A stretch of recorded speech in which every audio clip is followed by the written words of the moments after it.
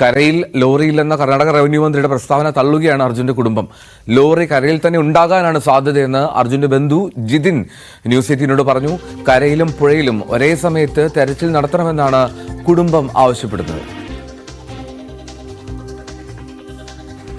അർജുന്റെ ബന്ധു ജിതിനാണ് ന്യൂസ് 18നോടൊപ്പം ചേരുന്നത്. ഈ കരയിൽ ഈ ലോറി ഇല്ല എന്ന ഒരു പ്രസ്താവനയാണ് ഈ ഇത്തരത്തിൽ മന്ത്രി കഴിഞ്ഞ ദിവസം. നിങ്ങൾ എങ്ങനെയാണ് അതിനോട് പ്രതികരിക്കുന്നത്? അതല്ല, അതില് നമുക്കത് ഉറപ്പിക്കാനൊന്നും ഇതുവരെ ആയിട്ടില്ല. പക്ഷെ എന്നിരുന്നാലും കരയിലും പിന്നെ ആ പുഴയുടെ ഭാഗത്തും ഒരേപോലെ തന്നെ ഒരുമിച്ച് അത് മണ്ണെടുപ്പും അതിന്റെ നീക്കങ്ങളും നടത്തണമെന്നാണ് ഞങ്ങൾ ആവശ്യപ്പെടുന്നത്. കരയിലും പുഴയിലും ഒരേ സമയത്ത് തന്നെ തെരച്ചിൽ തുടരണമെന്നാണ്. അതെ, തീർച്ചയായിട്ടും അങ്ങനെ തന്നെ തുടർന്നാലേ നമുക്ക് ഇനി ഇൻ കേസ് അവർ പറഞ്ഞ മാതിരി കരയില്ലെങ്കിൽ പോലും നമുക്ക് എത്രയും വൈകാതെ അവനെ നമുക്ക് തിരിച്ചെടുക്കാൻ അവിടുന്ന് പറ്റുള്ളൂ. ഈ രഞ്ജിത്ത് നിങ്ങളുടെ ആവശ്യപ്രകാരം വേണ്ടി വിടുത്തിയ രഞ്ജിത്തിന്റെ ഒരു നിഗമനം? രഞ്ജിത്തിന്റെ നിഗമനം അത് കരയിൽ തന്നെയാണുള്ളത്. അത് വെള്ളത്തിൽ പോയിട്ടില്ല എന്നാണ് അദ്ദേഹം 100% ഉറപ്പായിട്ട് പറയുന്നത്. അത് കരയിൽ തന്നെയാണെന്നാണ് അദ്ദേഹം പറയുന്നത്. അങ്ങനെയെങ്കിൽ അർജുനെ ജീവനോടെ നമുക്ക് ലഭിക്കുമെന്ന പ്രതീക്ഷ തന്നെയാണോ ഈ സമയത്തും ഈ ഘട്ടത്തിലും നിങ്ങൾക്കുള്ളത്? അതെ, പ്രതീക്ഷ എനിക്ക് കൈവിടാൻ പറ്റില്ലത്. ഈ റവന്യൂ മന്ത്രിയുടെ പല പ്രസ്താവനകളും ശ്രദ്ധിക്കപ്പെട്ടിട്ടുണ്ടല്ലോ. അതുപോലെ തന്നെ മുഖ്യമന്ത്രിയും വീഴ്ച ഉണ്ടായിട്ടില്ല എന്നാണ് വാർത്താ സമ്മേളനത്തിൽ പറഞ്ഞത്. അതിനോട് എങ്ങനെയാണ് കുടുംബം പ്രതികരിക്കുന്നത്? അല്ല, ഇനിയിപ്പോ ഞാൻ കൂടുതൽ കൗണ്ടറായിട്ട് പറയേണ്ട ആവശ്യമുണ്ടോ അറിയില്ല. കാരണം നമ്മുടെ കേരളക്കാർ ഒന്നാകെ കണ്ടതാണ് ഇവിടെ എന്താണ് നടക്കുന്നതെന്നുള്ളത്. അതിൽ ഞാൻ ഇനി ഒരു സ്റ്റേറ്റ്മെന്റ് പറഞ്ഞു കഴിഞ്ഞാൽ അവർക്കൊരു ബുദ്ധിമുട്ട് വരണമെന്ന് എനിക്ക് ആഗ്രഹമല്ല. പക്ഷേ സംഭവിച്ചെല്ലാം സംഭവിച്ചു. ഇന്നെങ്കിലും അർജുനെ എനിക്ക് തിരിച്ചു തന്നേ പറ്റുള്ളൂ. എനിക്ക് കുടുംബത്തിനും തിരിച്ചു തരണം അർജുനെന്ന്. അർജുനൊപ്പം ഇവിടുത്തെ നാട്ടുകാരെ രണ്ടുപേരും ഈ മണ്ണിനടിയിലുണ്ട് എന്നാണ് പറയുന്നത്. അവരുടെ എന്താണ്? അല്ല, അങ്ങനെ അവരെ കുടുംബമൊക്കെ പുറത്തിരുന്ന് കരയുന്നതൊക്കെ ഞാൻ കണ്ടിട്ടുണ്ടായിരുന്നു. അവരെ എന്താണെന്ന് അറിയില്ല.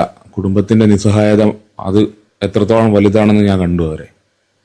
ഈ സംസ്ഥാന സർക്കാരിന്റെ ഭാഗത്തു നിന്ന് നമുക്ക് എന്തെങ്കിലും ആവശ്യം അല്ലെങ്കിൽ നിങ്ങൾ പരാതി നിലവിലുള്ള സംവിധാനം സഹായിക്കുന്ന ഏകോപിക്കുന്നതിനുണ്ടോ? ഉണ്ട്. സംസ്ഥാന സർക്കാരിന്റെ സഹായം ഇവിടെ ജോലി ഏകോപിക്കുന്നതിൽ DYSP Kasaragod DYSP സാറുണ്ട്, Kasaragod MPD ഉദ്യോഗസ്ഥരുണ്ട്. അവരെ സഹായം വളരെ പ്രശംസനീയമാണ്. തീർച്ചയായിട്ടും അവർ ഏകോപിപ്പിക്കുന്നുണ്ട് ഇവിടെ. എന്തായാലും നമുക്ക് ജിതിൻ വേണം എന്ന ആവശ്യം തന്നെയാണ് നമ്മൾ ഇപ്പോഴും ഉന്നയിക്കുന്നത്. കർണാടക സർക്കാർ ഇനിയും ഈ സൈന്യത്തിന്റെ തെരച്ചിൽ ഏതായാലും തുടരുന്നുണ്ട്. അതുകൊണ്ട് തന്നെ അവരുമായി സഹകരിക്കണം എന്നാണ് കുടുംബം ആവശ്യപ്പെടുന്നത്. അതെ, തീർച്ചയായിട്ടും ഞങ്ങൾ ഇപ്പോഴും പറയുന്നത് ആ കരയിലെ തെരച്ചിൽ അവസാനിപ്പിക്കാൻ നമുക്ക് ആയിട്ടില്ല. കാരണം ഇനിയും 50% മണ്ണ് അവിടെ എടുക്കാനുണ്ട്. അതിൽ നമുക്ക് ഇനിയും അതിന്റെ ഒരു കുറച്ച് ശതമാനം കൂടി മണ്ണ് എടുത്താൽ മാത്രമേ നമുക്ക് വണ്ടി അവിടെ എല്ലാം 100% ഉറപ്പിക്കാൻ പറ്റുകയുള്ളൂ. ഈ സൈന്യം ഇപ്പോൾ വന്നത് ഏത് രീതിയിലാണ് കുടുംബം കാണുന്നത്? കുടുംബത്തിന്റെ ആവശ്യപ്രകാരമായിരുന്നല്ലോ എത്തിയത്. സൈന്യം ആവശ്യപ്രകാരം വന്നു എന്നല്ലാതെ ഇതുവരെ ഒരു ഇമ്പാക്ട് അതിലൊന്നും നമ്മൾ കണ്ടിട്ടില്ല ഇതുവരെ.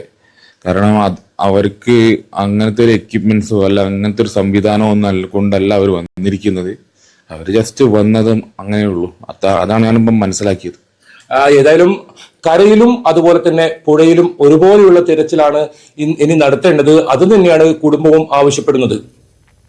കുടുംബത്തിന്റെ ആവശ്യം അത് വ്യക്തമാണ്. രണ്ട് ഇടത്തും കൃത്യമായിട്ടുള്ള തെരച്ചിൽ നടത്തണം. സ്വാഭാവികമായും അത് അനിവാര്യവുമാണ്. അർജുന്റെ വീട്ടിൽ നിന്ന് വിനേഷ് കുമാർ കൂടി ചേരുന്നുണ്ട് ഈ സമയം. വിനേഷ്, രാവിലെ നമുക്ക് ഈ ഗുഡ് മോർണിംഗിൽ ആരംഭിക്കാൻ കഴിയില്ലെങ്കിൽ പോലും അവിടുത്തെ ഒരു സാഹചര്യം അത്രമാത്രം വേദനാജനകമാണ്, ആശങ്കപ്പെടുത്തുന്നതാണ്. അവർ പ്രതീക്ഷയുടെ ഒരു വെള്ളി വെളിച്ചത്തിൽ ജീവിക്കുകയാണ് ഈ ദിവസങ്ങളിലെല്ലാം.